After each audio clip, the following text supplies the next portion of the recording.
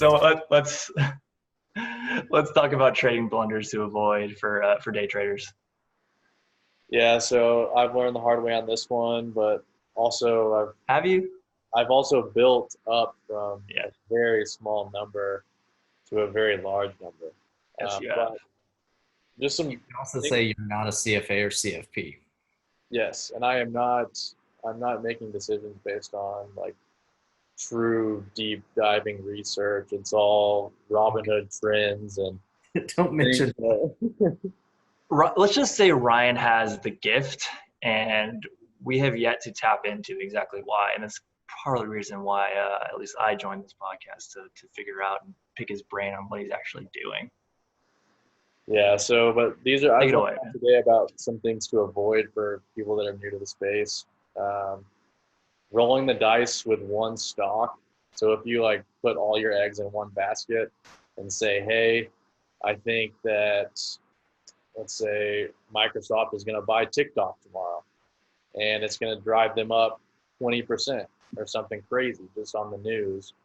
And then you buy a call or a put based on that. Say you buy a call for a week out, thinking that it's going to jump really quick and you can turn a quick profit.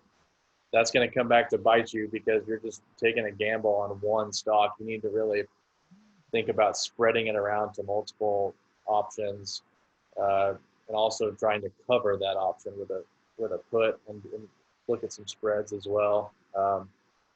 It's always hard to me to not do unprotected calls, which is I've learned very smart, because if you do just throw it out there and say, hey, in 2 weeks it's going to reach $10 more than it is now, and then it goes the other way, then your option's worthless.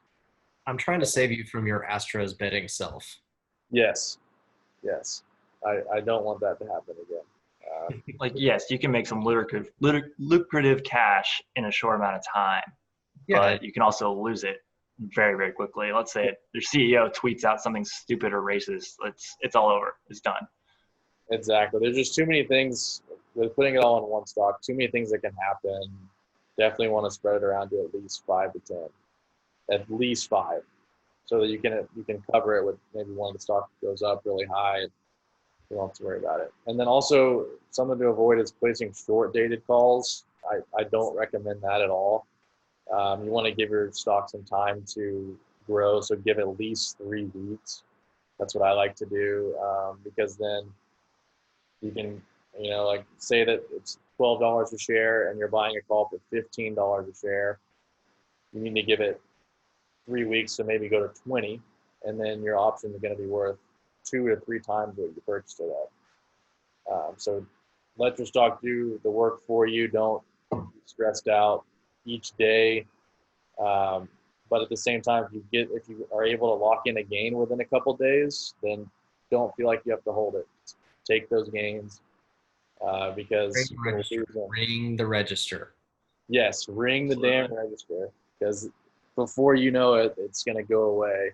So but giving yourself some time will just help you not be as stressed and kind of ride the roller coaster and not have to stress about it. But once you're up big, get out for sure. Definitely have an exit strategy. I think even if it keeps going up after you get out, be happy with your gains, or be satisfied with your minimal losses. If you do end up taking losses, hopefully not, but it is the reality of it. You should never enter into any trade or investment without knowing how you're going to get out of it. And that is not only talking about the stock market, that is talking about anything from home buying to renting a property. You always have to know how you're going to get out of it before you get into it, because if you don't, you can either find yourself stuck with it, or you're not going to know.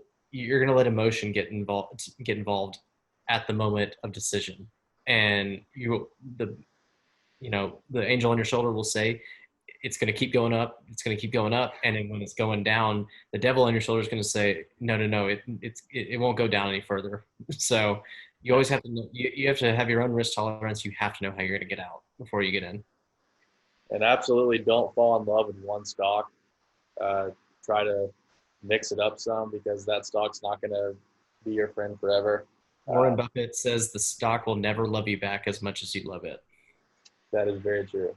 Very true. And then, yeah, another thing I would say is be wary of placing bets right before earnings. Thank you.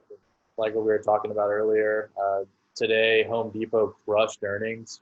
I mean, from all numbers, they beat top, bottom line, and their stock was just flat, went down like 1%. I mean, I was thinking that thing was going to jump like 10%. I was going to make a huge gain, but instead I lost a couple $100. And You'll be okay in the long run for that one. But yes, it is really weird. Yeah, it's strange. But I bought a call for mid-September, and we're sitting here mid-August, so I still have time for it to run.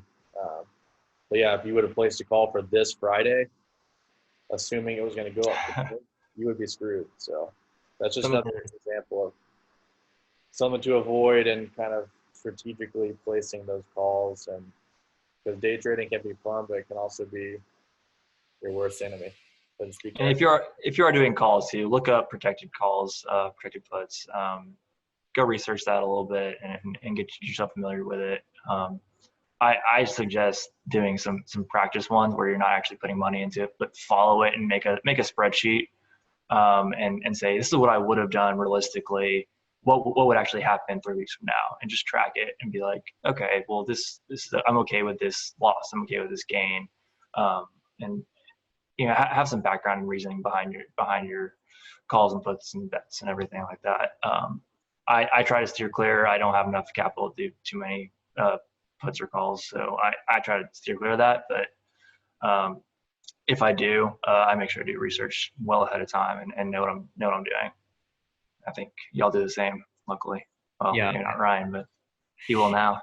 Not Ryan as much. I almost always have a thesis for why I'm purchasing something, whether it be an option or whether it be an actual stock. And some of that thesis could be earnings, like Ryan just mentioned. The reason why stocks are always a lot more volatile, especially right now around earnings, is because that's when their implied volatility is the highest.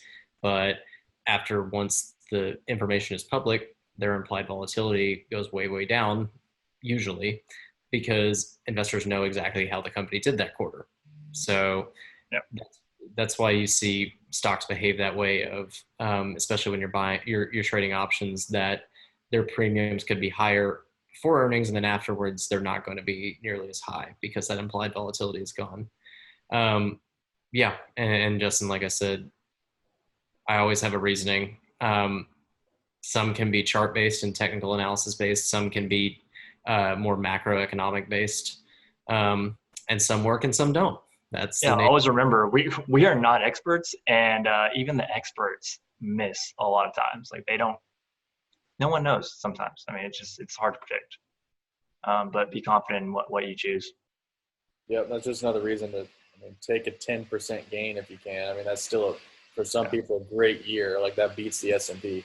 Just take 10%, to maybe 20, but don't get greedy and try and run it up to like 100, 200%. I mean, yeah, don't go for the big fish all the time. You can. Everyone's got their big fish story, which is just a metaphor for I've had this stock, go up 800%, but that's not a strategy. That's an anomaly. Yep. So always have that in the back of your mind. Have an actual plan in place.